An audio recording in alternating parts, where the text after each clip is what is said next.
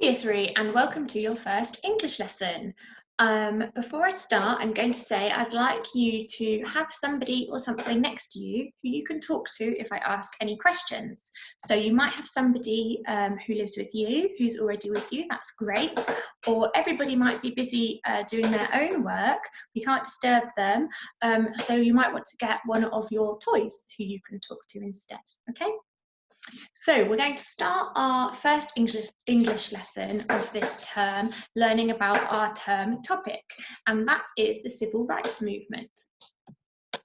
Now, when we talk about the civil rights movement, we're usually referring to something that happened in America.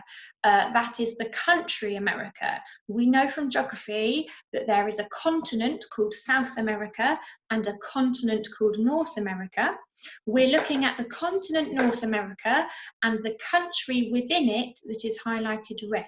Can you see that? So North America also includes Canada at the top and Mexico at the bottom, but we're only talking about the country that is highlighted red, and that country is called the United States of America. And sometimes people just call it America for short, okay? Now, the civil rights movement was a time when lots of Black people all across the country said that their lives were not fair, and they started demanding change. They demanded equality and justice. And justice is another word for fairness. So, racism had been a problem in America for a number of years. If you've watched Mr. White's history lesson, then you'll know something about that. But in the 1950s and the 1960s, racism existed in the form of segregation. So the 1950s and the 1960s is when the civil rights movement happened. And it was the law at that time for Black people and white people to be separated. That's what segregation means. So there was a school for white children and a school for Black children. There were restaurants that only Black people could go to and restaurants that only white people could go to. And this was worse for Black people because all of the things that were only for white people were better. They were good, and all of the things that were only for Black people were bad, okay? So segregation was unfair, and it was worse for Black people. Black people decided nothing's going to get better unless we do something about it, and that is where activism came into play. So people decided that they needed to take action. That's what we call activism. And activism includes things like going on marches, on protest marches to try to change things, or writing and signing petitions to try to change things. So activism is taking action to try to change things. Now, in the civil rights movement, there were lots of inspiring people, and I'd like you now to turn to your friend and tell them who this inspiring figure is and what you know about him. Yes, so you should have been able to recognise that this is Martin Luther King Jr.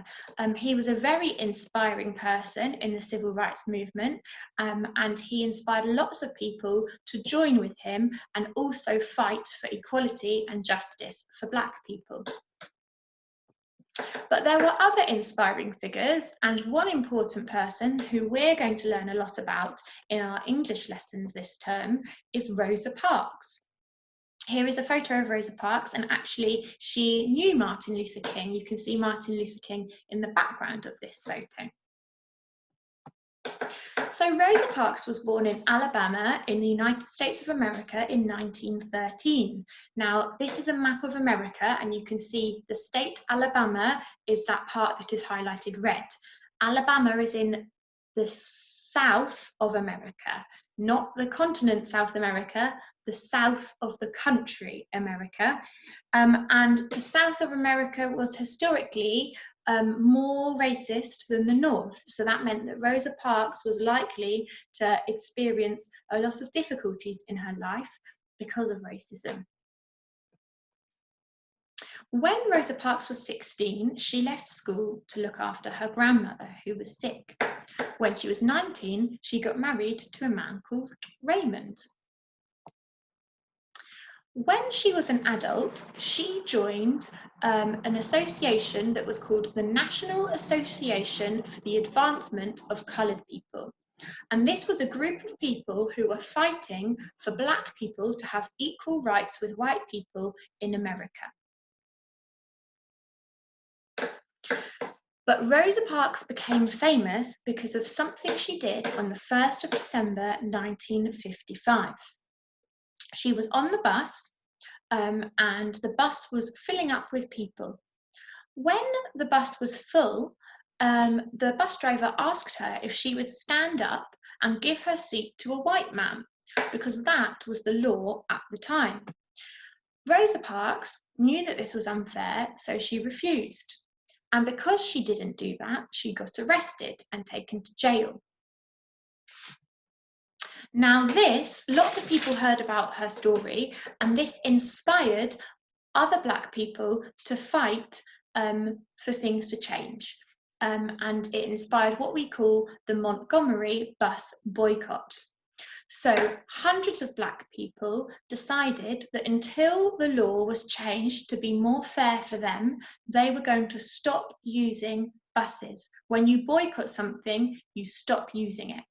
And the reason the government wouldn't like this is because if Black people weren't getting on the buses, then they weren't paying their money to the bus driver. So the government was losing money. Now, this went on for a whole year, but eventually managed to change the law so that a law was made which said it was illegal to treat people differently on buses because of the colour of their skin. But the civil rights movement didn't end there. Martin Luther King and Rosa Parks continued fighting, holding protests, speeches, and maybe petitions to change things and make things more fair for Black people in America. And this led to a law being made called the Civil Rights Act of 1964. This law said it's illegal to treat people differently because of the colour of their skin.